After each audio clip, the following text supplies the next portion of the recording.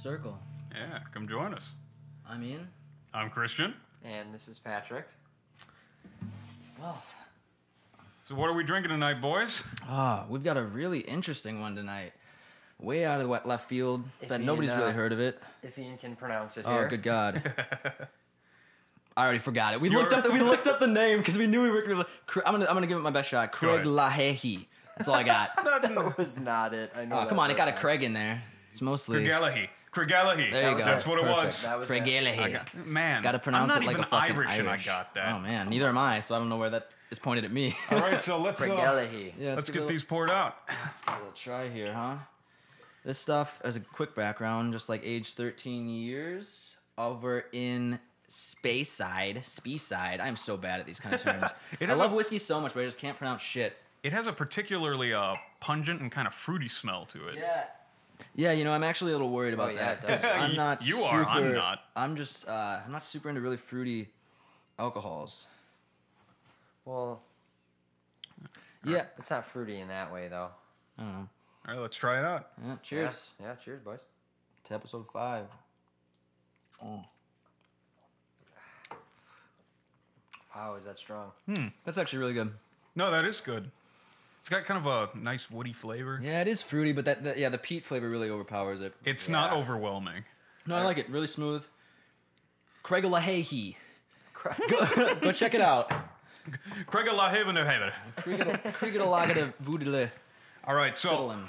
I don't know about you guys, but I'm really excited, for today, because the new Legend of Zelda game comes out That's today. right. Yes. I knew you'd be all over that. Yeah. Breath of the Wild. Breath of the Wild. Really? Yes.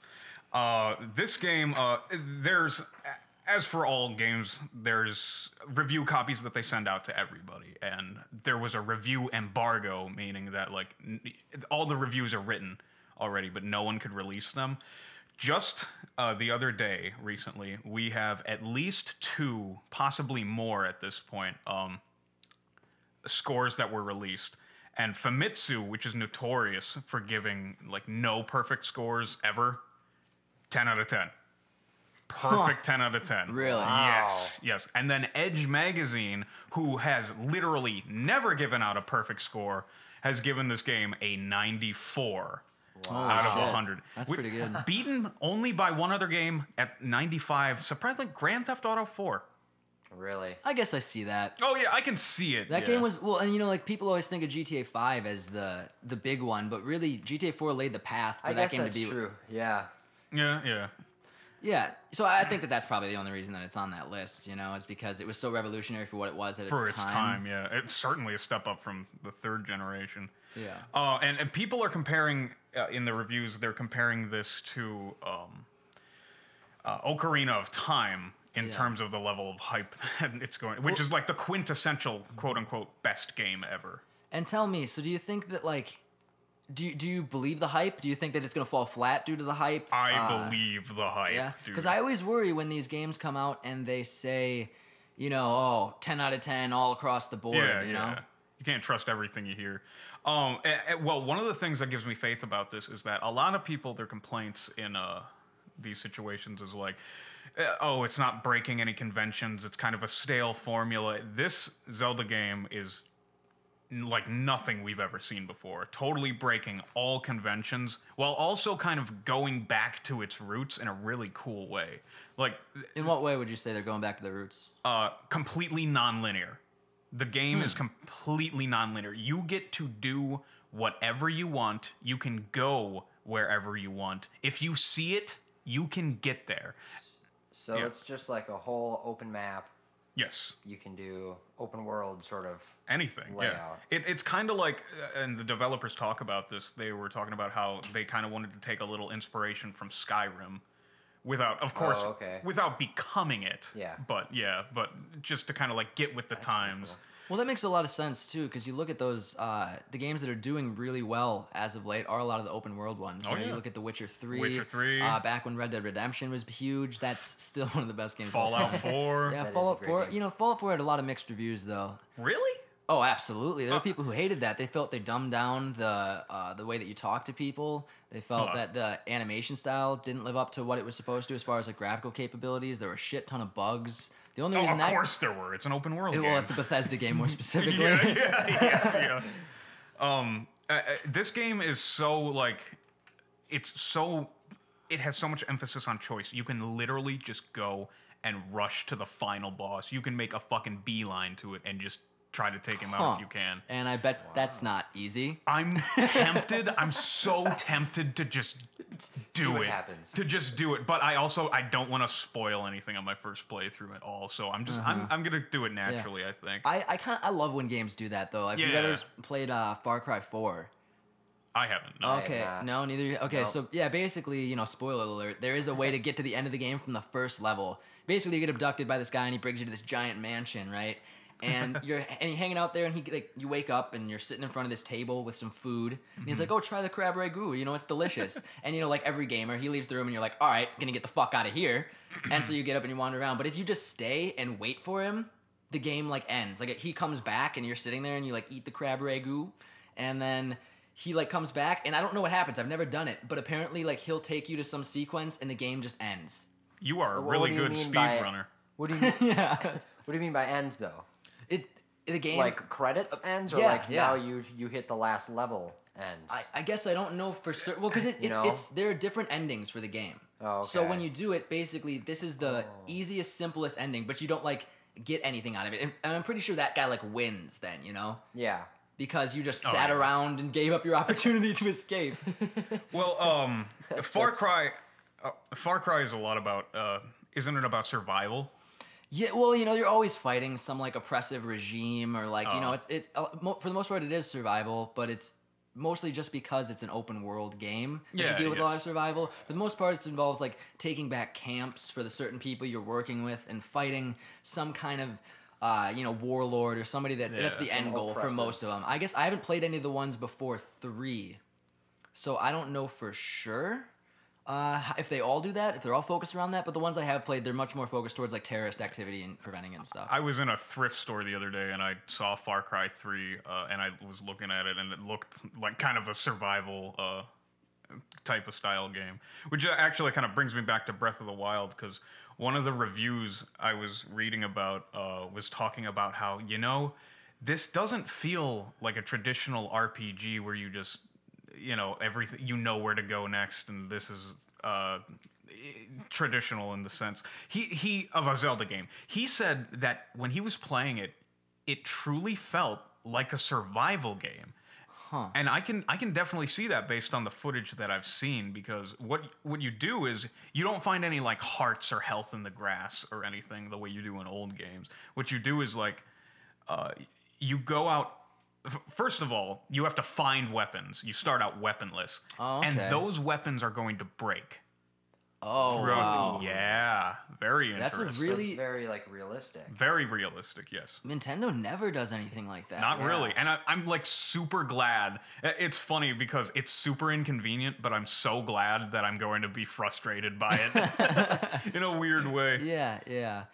Well, and then, what was it, in Ocarina, you don't have to make your own weapons or anything, but you do have to find in the beginning. You find the little sword. The little sword. With the, what is that? The the balls chasing you or whatever, yes. the fuck, that monster thing. The rock. I barely remember that game. It's not a monster, yeah, no. It's a giant rolling boulder. Oh, yeah, that's right. By the way, you said Ocarina? Did I? Yes. You did. Hey, Ocarina. Yeah, okay, fair enough. Okay, Ronnie. Is that, how do you pronounce it? I don't know. Another one of the survival aspects is that there are tons of animals in the game.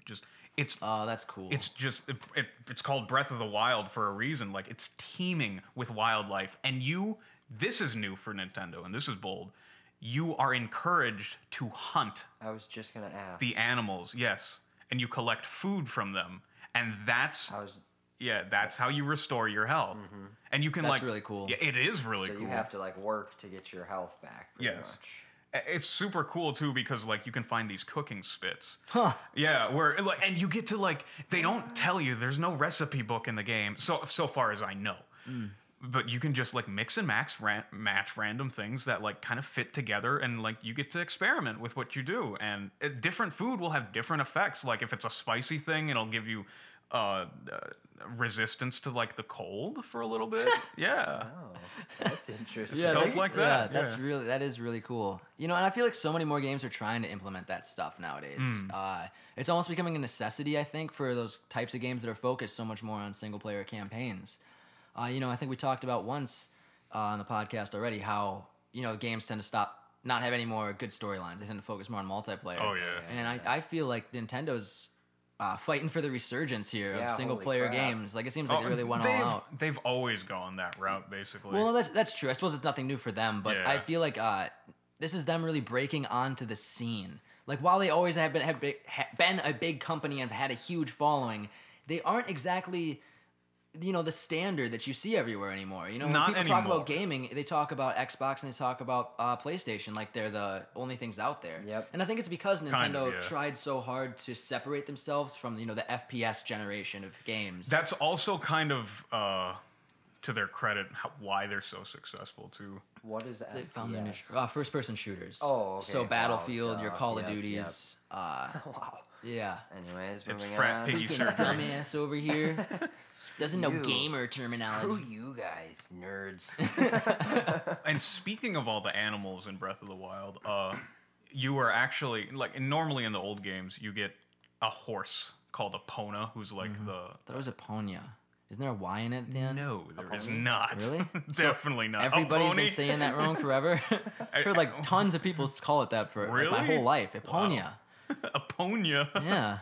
That sounds like something a guy would say after beating you in World of Warcraft. A Ponya. I don't know.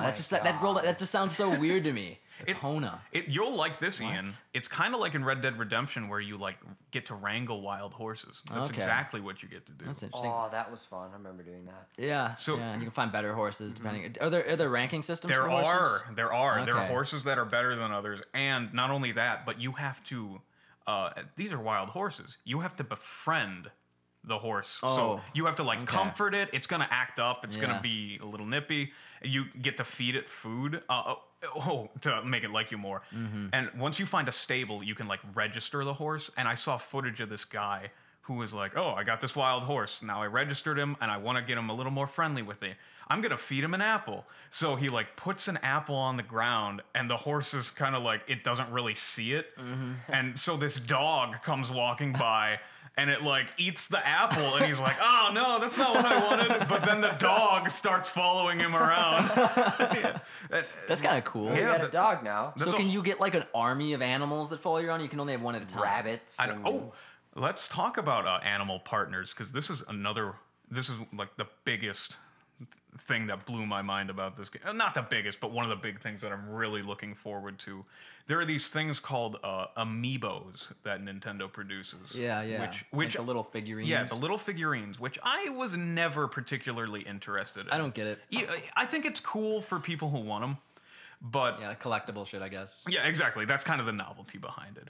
But I finally got an amiibo, the Wolf Link incarnation from Twilight Princess, a game earlier in the series where Link is like transformed into a wolf. If you, you're gonna say a woman. No, I don't know. You're just like that's.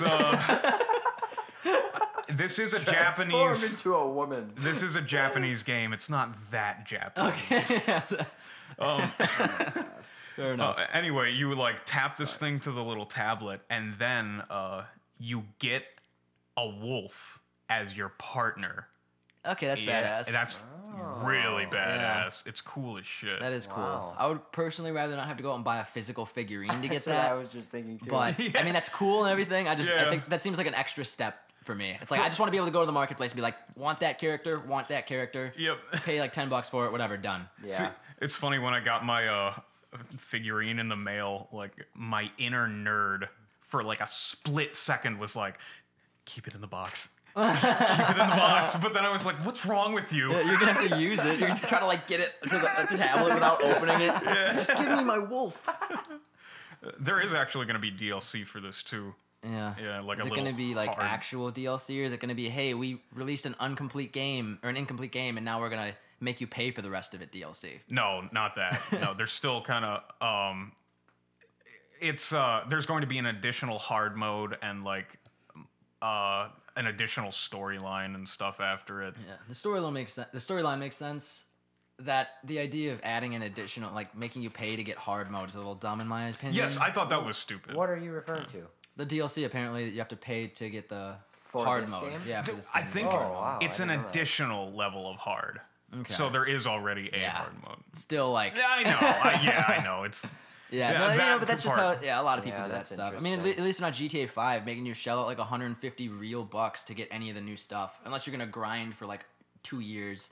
Have you heard about this? Oh, wow, If you look at the pay grade or like the pay scale, I guess, of what you would have to pay out of regular money to buy all the new stuff they've added, like all the new like transport vehicles and helicopters and ships, it's like over $500 actual dollars. I think you were telling me that. It's absurd. It's a ridiculous amount of money for what they're giving you. And yeah, they're giving you a lot of stuff, but it's all digital stuff. They gave you a thing with a bunch of pixels, and you're willing to pay over $100 to fictionally own this thing. You could have almost bought a real boat. Yeah, right? Well, when they introduced yachts, I was super excited, and I'm sure everybody was. But like, I wasn't. I logged on, and it's like $10 million. What? In-game. In-game cash, $10 million. Yeah. So, what am I gonna do? I don't have anywhere near that much money. I guess if you do all of the heists and everything, then you can get to the point where you could possibly buy one. But then you only get like $5 million for the heist altogether. So you have to do them twice, and you have to do them all the way through and everything. And it's just then a you bitch. buy it, and then you're completely out of money. Like, is it really so bad that I just want to have fun online and not have to shell out hundreds of actual dollars to enjoy what they've put into a game? Yeah. Like, why is that? Can anyone answer that to well, me? They want money, dude. It does seem to be like they want money. If it's in any consolation, you can already ride a raft in a Breath of the Wild. Wow, that's that's the new GTA 5. Man. Not yacht level, not yacht level, gonna but we're say. getting there. We're getting there. That's the new yacht. And Unreal Engine 4. What's that? What about it? It's in this game. No way. Yeah, They totally. utilize it is. Unreal Engine 4? What is Yes. it? What Okay, is it? yeah, so basically it's the engine that runs like all the graphics and stuff, so it gives you a it's what's running basically, what you see on screen. And it's used in all kinds of really, really high-end games. I think the Far Cry series runs on it. Yeah, it's like the epitome of top. Yeah, and right now if you want to be blown away, just look up a graphics demo for Unreal Engine 4, or even I think they have 5 out now actually, or they're working on 5. Oh, really? Yeah, and that's what they're saying they're gonna put like GTA 6 on and like all these other ones. Interesting. And but yeah, like just look up a graphics demo for that sometime. It's unreal.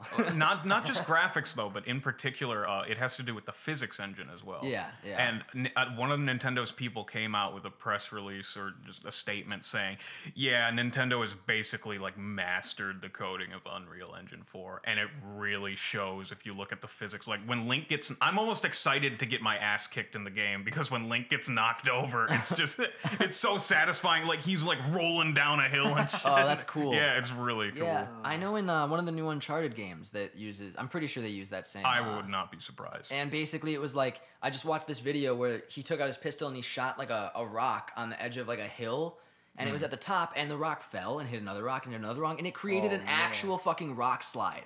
Yeah. Yeah, stuff like that Yeah, like happens in cumulative this too. physics. What? Like, Yeah. the amount of work that must go into creating something like that, so like each individual thing is interacting with the thing next to it. Oh, yeah. Like the algorithm for that must be fucking nuts. I have a very base understanding of game design, and I know that like the things you have to think about, it's immense. You're literally creating a world. How could it not be? Every little action. That's definitely true. And man, it's just so interesting to me, the amount of work that goes into that stuff in general. So we've done a lot of talking about a fictional world. I hear from Pat that there's something going on in the real world right now that's a little interesting. Well, yeah, I recently came across this article that I found on National Geographic, actually, about this crater that is in Siberia now. It is apparently due to like global warming kind of stuff, where the permafrost is just slowly melting. So all the frozen like soil and whatnot is now not frozen, and it's just caving in on itself, which apparently is also releasing a bunch of methane gas into the air. And Shit. Fake news. fake news, man. I mean, dude, let's face it. I mean, Wrong. we all know global warming is a hoax. I mean, we can get that out of the way, right? It's just super fake. Dude, ice just melts because it's sad. Yeah, gosh. Guys. No, it gets really angry and heated. Where did that even come from? I don't know. Ice melts. It's because it's sad, and then it's gonna get happy again, and it's gonna all freeze back. You know. And it'll just grow back up. We just got to start putting ice cubes into the oceans. We Oh. start dumping ice cubes into the ocean near the Arctic. Shut the fuck up. You know, I think that's a good idea. Just take all our freezers and empty the ice cubes and ship them I south. thought Donate your ice cube tray today. This is our new pet Go cause. fund me. one ice cube equals one prayer. We gotta get Oh that my guy God, from that's NWA in on absolutely this. Yeah, seriously. So Yeah. Ice cube, yeah. Yeah, I see what you mean. Another one for the board. global warming. Are we there yet? God, that God, was a that's a shit good one, movie. dude. That was a shit movie. So this isn't really. So it's not that the crater itself is. No, what I found really interesting actually about the article was that now the crater itself is a half a mile like wide or in diameter or whatever, and about 300 feet deep. So it's like a pretty solid sized lake, you know, green Wow. lake per se, emptied. And what's interesting about it is that scientists will be able to like go down and look back at how like previous global warming affected the Earth and like what happened to cause the ice age and like what happened Holy shit. after the ice age, you know.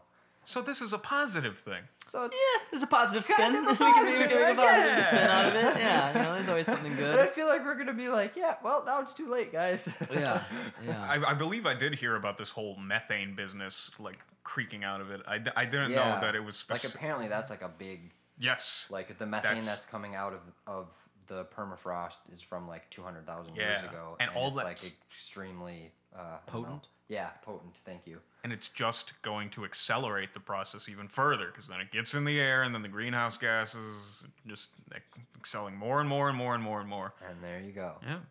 Good times. Just gotta go to Mars. Good times. It's a little drafty there. Oh, dude, let's just hop on board the whole SpaceX deal. Yeah, dude. Hey, we'll just go Life to one of on those. Mars. We'll go to one of those new 7 planets they found, or 9 planets, or whatever it is that they They found. found planets.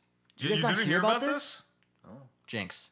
That was Oh. I haven't heard about this. Apparently, I'm the only one. Yeah, no. They just found. What is it? Is it 7 or 9? Do you remember? I believe no, it's not 9. Okay, that's it's 7. In yeah. our solar system? no. Yeah, I was like, what? Many light years away, but they're in a system that is hospitable and potentially at least like 4 of them potentially can house water Oh, and wow. like green stuff. You know. I thought it was all of them were in Green, the like- Goldilocks zone. Well, some more than others. Like so, some of them are more like Mars than Earth. Oh, okay. So like they're viable options, just in the same way that Mars is a viable option for us in in a hypothetical sense. Yeah. But Matt Damon thinks so. yeah, hey, no, this is essentially the beginning of the movie Interstellar. If anybody's actually seen that shit, it literally Really? is. No, they find Well, a way to oh, yeah. go to a different galaxy and go to explore planets that are similar to Earth, and they they do the whole like. Oh, well, you'd have to travel like 1,000 miles, but if you fold the piece of paper in half that represents the galaxy, it's right. only like right next to you. Yeah. Like that whole thing, which is like total theoretical. Like there's nothing to that other than some guy looked at a piece of paper and went, well, if I could fold the universe, You know, yeah, that- dude, if you could 2 fold the points universe. would be closer. That would make my morning commute so much easier. Fold over the roads, just take a fold step the forward. map in half. Just sitting in your car, like folding it, like, God, this theoretical physics class taught me nothing. Doesn't help at all. I wasted my money. Siri can't tell you about that. Another thing about like all this ice melting I've heard too is underneath all that permafrost or what have you, there is apparently like potentially millennia old bacteria. Really? Yeah, just preserved under there. And the scary thing is, we don't know what the fuck that is. Yeah, we don't know how it'll No. interact with us. No, And exactly. imagine like if it's some disease that's been dead for thousands of years that our body no longer has any immunity to. That's crazy. That's scary. Sorry. Yeah, that's absolutely terrifying. Not only think about this in the context of like when the Europeans first went over to North America, like that was bacteria from the same time period, and that wiped people out like crazy. Yeah, I can't imagine that they aren't testing that area already. If they're not, that is really, really lacking in some kind of like protocol that probably should exist, in my opinion. I feel like if it's something you've heard about, I would imagine they are. I feel like at this point, most of the scientists are like, yeah, global warming is going to kill us. Fuck it. Yeah, they can't get any more investors or anything, so they're just like, we'll just sit back and watch the world burn, and then we get to go I told you so, and, down the road, whenever that happens. That's all Neil deGrasse Tyson really wants. He just wants to be right. God. Yeah. It sounds like him, though. Yeah. A little bit. Yeah. Well, yeah, before we round out the show, I really want to ask you guys something very specific, and I heard it recently, and it really bugged me kind of to my core. And I don't know about you guys, but personally, it feels like a pretty big violation of rights, and it seems more harmful than it does good. And that is that the high school where we all went, Oconomowoc High School, Yes.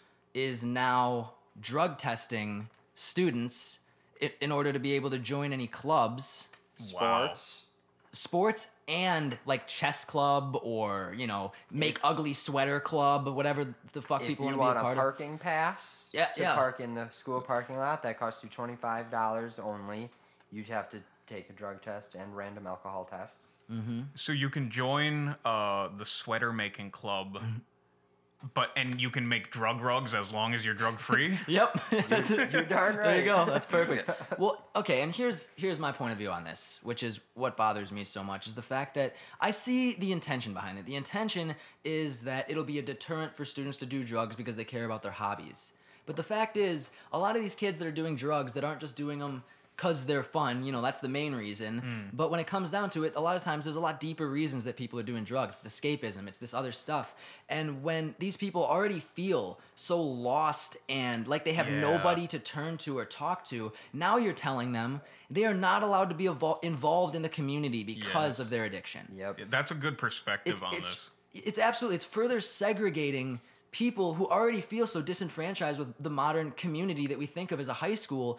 And I get where the intention comes from. And so we can't have drugs in schools. We can't have drug dealers in schools. And I totally agree with that. I don't think if you bring pot to school, you're a fucking idiot. You really are. I'm sorry. You don't, and you deserve to get in trouble for it. Sorry. We've all been there. But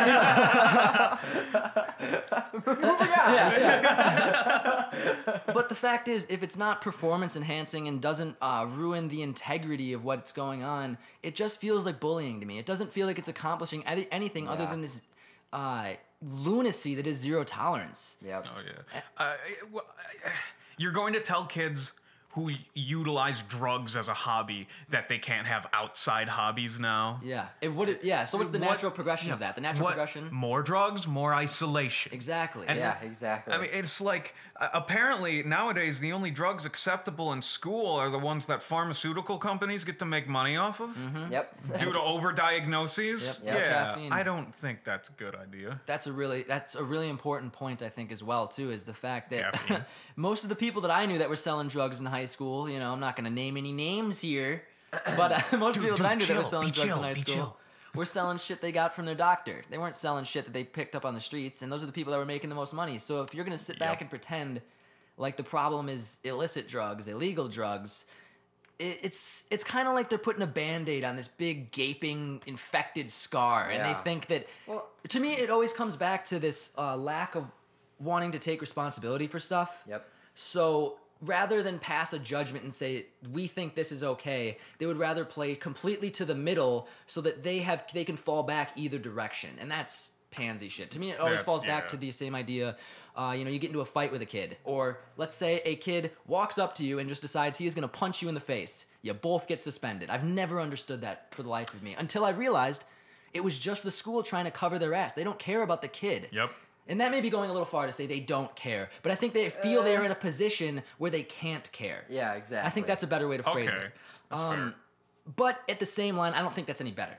No. I think it's a little better in principle, but in result. But to me, it's just another cover your ass move. You can say, well, we care, but we're worried about who caused what, and we can't, who did what originally to cause what. And it really is to cover your ass move. Everybody knows who the bullies are in schools. Everybody does. You do. And to pretend like little Jimmy, little like 80-pound soaking wet Jimmy somehow antagonized the 150-pound linebacker. Why is he soaking wet? Well, it's just like, you never heard that phrase before? Like 80 pounds soaking wet? Like when... No. That's like even when... That's the heaviest you'll ever be is the idea. Okay. I thought you meant he was 80 pounds and he just happens to be dripping with water. I mean, he always goes to the pool before school. It doesn't mean that he should be pushed around. I'm too cool to go to the school before pool. It's a mess. Something like that. That conversation went like just straight line to straight down in a matter of like a second. Yeah. It just deteriorated into rhyming. But yeah, I don't know. I mean, Pat, what do you think? I mean, I agree with you on the fact that it's kind of like it's like the heroin issue that's been going around here. All the people that you know that do that, it starts from pills. Yep. And then that's so true. Pills are too expensive. Well, this gives me the same, if not similar effect, and it's much cheaper. That's super interesting because I was talking to a guy who I used to work with. He was one of the at-risk high school kids that would be a part of the programs that this place I worked at used to have, and he got totally straight, totally clean. Or at the very least, he's like very, very far into it, and he's working on it really hard, and he's doing a good job. Good and for him. we were good. And we were talking about how he posted something about how, man, all these kids I went to school with who were totally straight and totally didn't do any drugs or anything. Now they are the worst in it. They are the heaviest into heroin and all this shit. And meanwhile, a bunch of the kids that I know who started off with a little weed or something, they're just totally fine. That is absolutely true. I saw this, I switched schools. I went to Kettle Moraine for my first freshman year and then half of my sophomore year. And that was back when, I smoked a little bit of weed or whatever. But, my God. Ian Riggs. I am over here clutching my pearls. And, I was getting a lot of shit from a lot of these kids that played sports and did a lot of this. Because I played football, too, at that time. And I was getting so much shit of oh, you're going to ruin your life with that trash, man. Fast forward 2 years later, most of them are dead from heroin overdoses. The other ones are straight up junkies calling me to know if I... It's no, I don't know anybody who has heroin, dude. I've never done heroin in my life, and I do not intend to. Leave me the fuck alone. That's basically what it comes down to. I'm not saying anything for sure, but if you give me something, there might be a blowjob in for you. Jesus Christ. But, all right, see, then there's... All right, moving forward.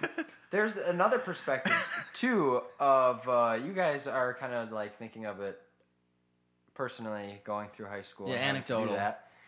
Whereas I have the perspective over here, too, of a parent, and now I have to send my kid to schools that are going to have to drug test her and randomly alcohol test her so she can, who play soccer or whatever the hell she does. And you have to think about that as a parent where, obviously I'm weed friendly and, I drink a little bit, but, nothing beyond that, and I don't see why a little bit of that is an issue. It's just really bothersome that they're getting so into the private lives. It's just education. Honestly, you should be. If you think that this is going to keep people from doing drugs, and if you think that this isn't a clear violation of people's right to privacy, you must be fucking high or something. Yeah. Yeah.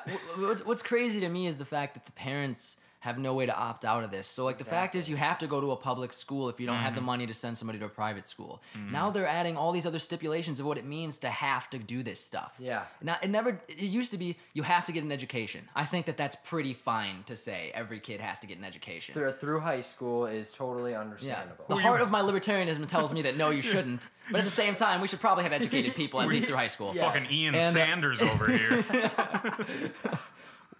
What? I was going to say, you sound like Bernie Sanders. Yeah. But yeah, I think it's ridiculous that all of a sudden now, after the fact, they're adding all these stipulations of what it means to be signed up for this public school system. And now they're taking the rights of these parents away because the parents are the ones who get to say, you get to do whatever to my kid. But now they're adding like stipulations that say if this kid is in this setting, there are things he has to do. Yep.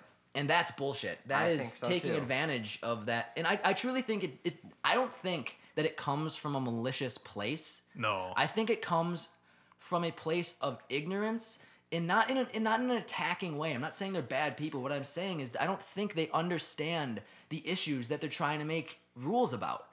I think a lot of these Yeah, people. that's just like misinformation. Exactly. Almost. They think they're living in this war on drugs mindset that is, if we make it bad and illegal, nobody will do it. Or at the very least, Yeah. we can. And this is what I keep coming back to, and what I think encompasses all of this.